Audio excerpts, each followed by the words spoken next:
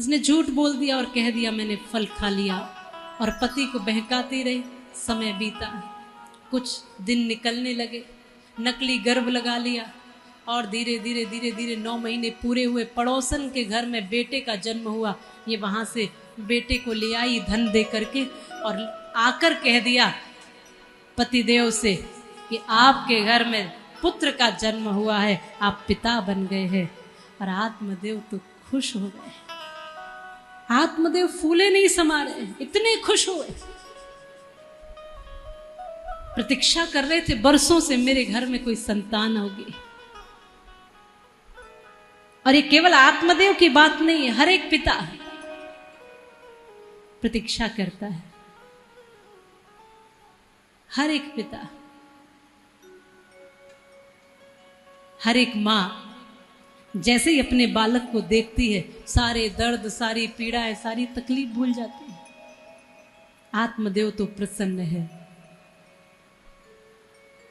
किस किस नाम से पुकारूं, क्या क्या कहूं।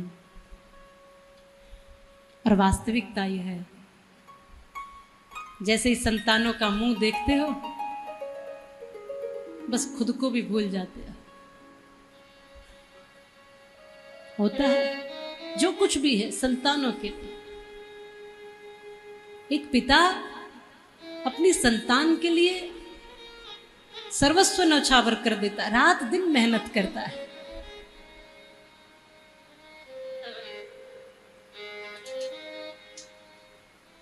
खूब मजदूरी करेगा, मेहनत करेगा, परिश्रम करेगा। किस लिए? संतानों के अच्छे भविष्य के लिए। ये वास्तविकता है।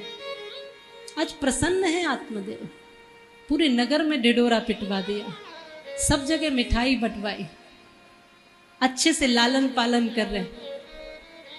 जो गौ माता को फल दिया था, उससे गौकर्ण जी का जन्म हुआ था। बोलिए गौकर्ण महाराज की। कान गौ के जैसे, बाकी पूरा मनुष्याकृति। तो जो संतों के फल से, आशीर्वाद से जो संतान के रूप में प्राप्त हुए, वो है गौकर्ण।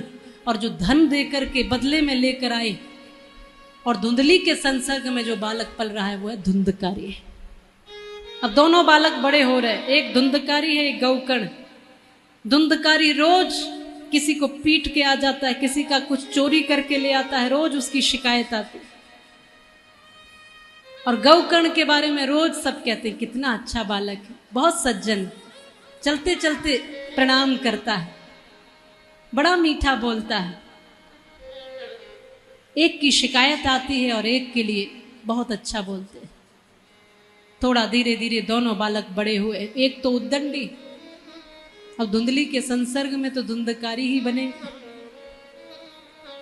जैसे ही थोड़ा सा बड़ा हुआ धुंधकारी, तो अपने पिता के पास आया। पिता को लगा पैर छुएगा मेरा बेटा, पैर वैर तो छुए नहीं।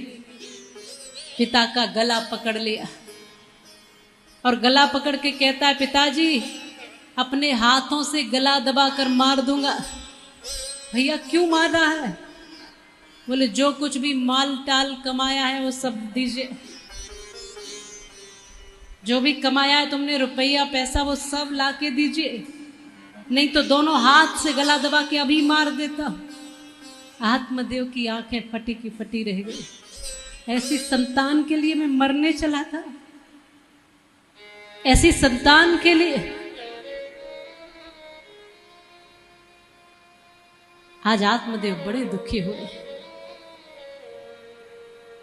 गौकर्ण महाराज भी आ गए। गौकर्ण जी ने समझाया, पिताजी आपने अपना कर्तव्य निभा लिया, अब आप अपने जीवन का सोचिए, छोड़िए ये सब घर परिवार और जाइए जंगलों में, भजन करिए भगवान का। क्यों इन झंझटों में पड़े हो?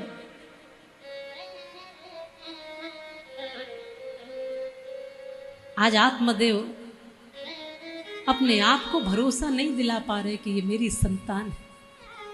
और धन से लाई हुई संतानों में संस्कार कहां से लाओ?